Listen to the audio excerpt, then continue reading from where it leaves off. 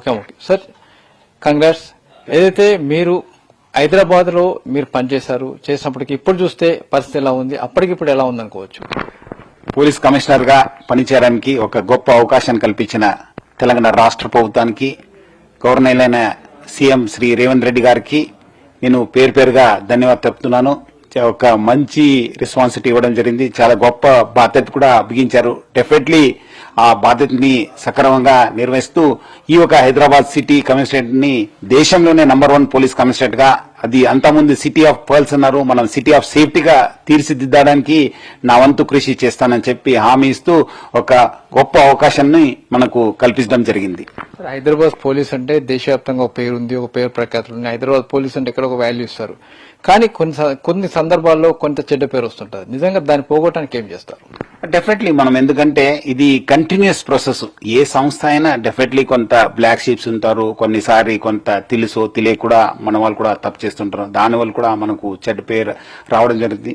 So ఈ crime కావచ్చు, crime investigation కావచ్చు, డిటెక్షన్ లో కావచ్చు, మనము ప్రివెన్షన్ ఆస్పెక్ట్ ఏం చేయాలనేది మళ్ళీ మనం ఒకసారి మన ఒక ఎస్ఓపిని మనం రివ్యూ చేయడం. ఎందుకంటే ఆల్రెడీ ఇక్కడ మంచి టీం ఉందని చెప్పి తెలిసింది. చాలా గొప్ప గొప్ప ఆఫీసర్స్ ఈ యొక్క కమిషనరేట్ లో పనిచేశారు. మన ఆఫీసర్స్ కూడా మంచి ఎక్స్పీరియన్స్డ్, చాలా క్లిష్టమైన ఒక ఇన్సిడెంట్స్ కావచ్చు, ఇష్యూస్ కానీ బాగా సక్సెస్ఫుల్ గా హ్యాండిల్ చేశారు.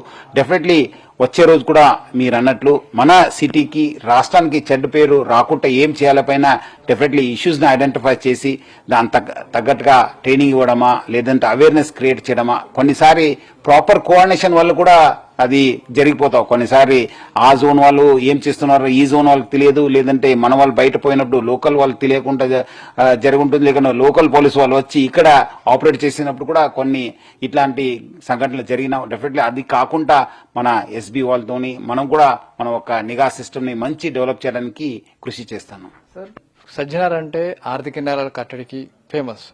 మీరు చూసినట్టే అంటే ఎప్పుడు ఆమె కావచ్చు, లేకుంటే మీరు సిఐలో పనిచేసిన కావచ్చు, లేకపోతే సైబర్ వాళ్ళు పనిచేసి ఎక్కడ పనిచేసినా ఆర్థిక నేరాలు కట్టడికి పనిచేస్తుంటారు. హైదరాబాద్ అనే ఒక ఆర్థిక నేరాలకు సంబంధించి హబ్ గా ఉంటుంది. అంటే ఎప్పుడు కూడా బిజినెస్ చాలా పెద్ద ఎత్తున ఉంటుంది. ఇక్కడ జరుగుతున్న ఆర్థిక నేరాల కట్టడికి ఏం చేస్తారు? డెఫినెట్లీ మీరు అన్నట్లు బికాస్ చాలా క్రైమ్ కూడా షిఫ్ట్ అయింది. అంతకుముందు మనం చూస్తుంటే ట్రెడిషనల్ క్రైమ్స్ లో ప్రాపర్టీ ఆఫెన్సెస్ కావచ్చు, కొంత బాడీలో ఆఫెన్స్ కావచ్చు, ఇంకా అక్కడక్కడ జరిగిన డెఫినెట్లీ అవి కొంత డిక్లైనింగ్ స్టేజ్ లో ఉన్నాం.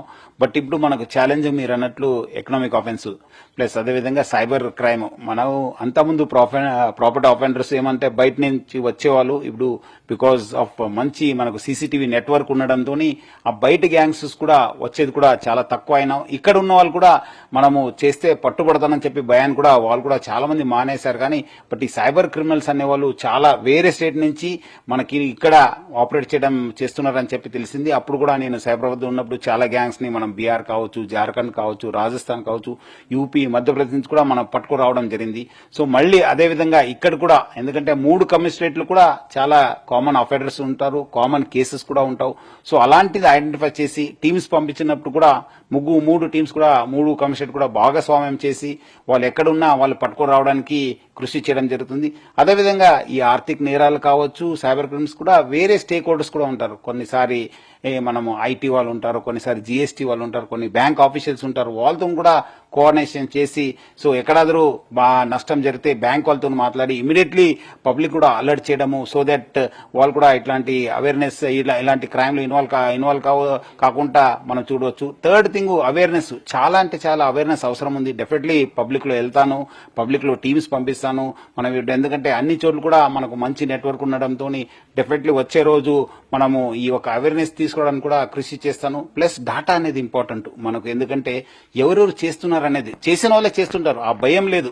సో మనము ప్రివెన్షన్ చేయడం ఒకటి, క్రైమ్ అయిందంటే మంచి ఇన్వెస్టిగేషన్ చేయడము, తర్వాత వాళ్ళు తీసుకొచ్చి ప్రాసిక్యూట్ చేయడం అనేది ఇంపార్టెంట్. సో ఇన్వెస్టిగేషన్ కి, ప్రాసిక్యూషన్ కి మంచి కోఆర్డినేషన్ చేసి ఆ నేరస్తులకు శిక్ష పడే విధంగా కృషి చేస్తాను.